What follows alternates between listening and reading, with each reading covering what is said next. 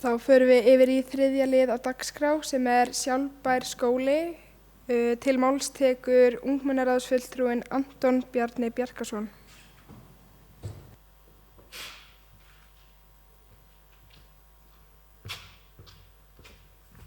Kæri forseti, kæru bæjarfulltrúar ungmennar og aðrir gestir.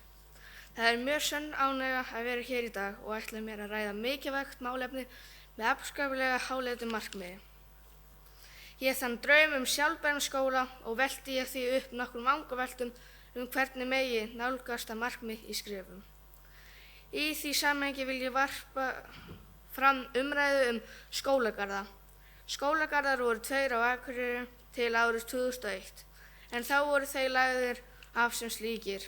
Í skólagörðunum voru boðið upp á auk ræktunarstarfsins ýmiss konar tómstundir, fræðslu og ferðalög, en árið 2000 sóttu 100 börn þá. Nú einungis í boði að leigja matjurtagarða hjá Akureybæ fyrir eigin grænmetisræktun og því ekki stíla inn á börn sérstaklega með. Með fræðslunni og tómstundunum sem fylgdu skólagörðunum. Ég átta sjálfbærni og grænu skrefum sem samfélag framtíðarinnar á að vera þátttakandi í. Upplagt að byrja í skólunum. Ég legg til að allir skólar í bæjarfélaginu stuðli að því að unnt sé að rækta grænmeti á skólalóðinni, jafnt í leikskóla sem í grunnskólum. Ef við einblíðum á grunnskóla getur slíkt starfsemi verið hluti af skólastarfi grunnskólabarna,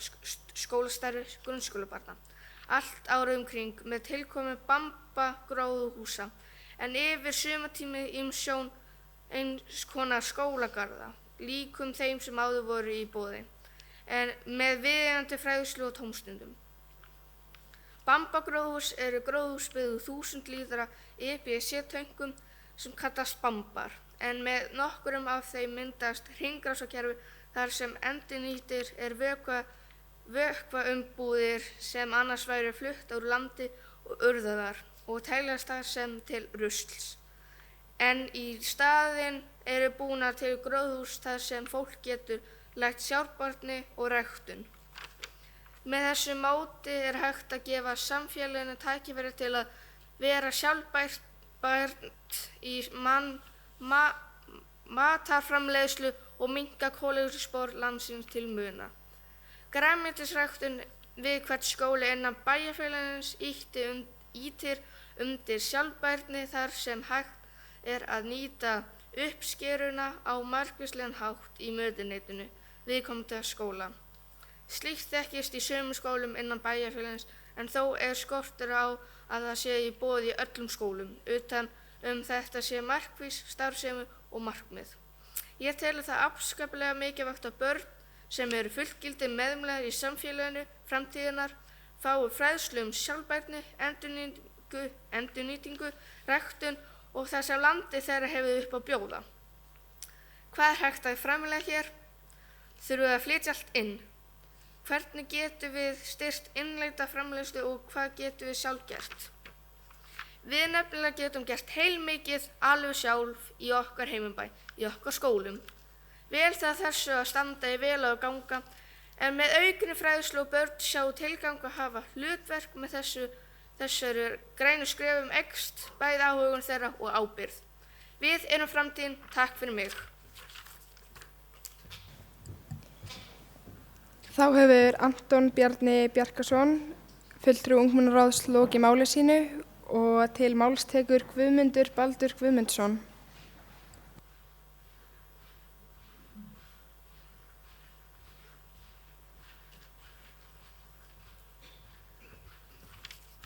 Forseti, ágætu fulltrúar ungmennaráðs og ágætu bæjarfulltrúar.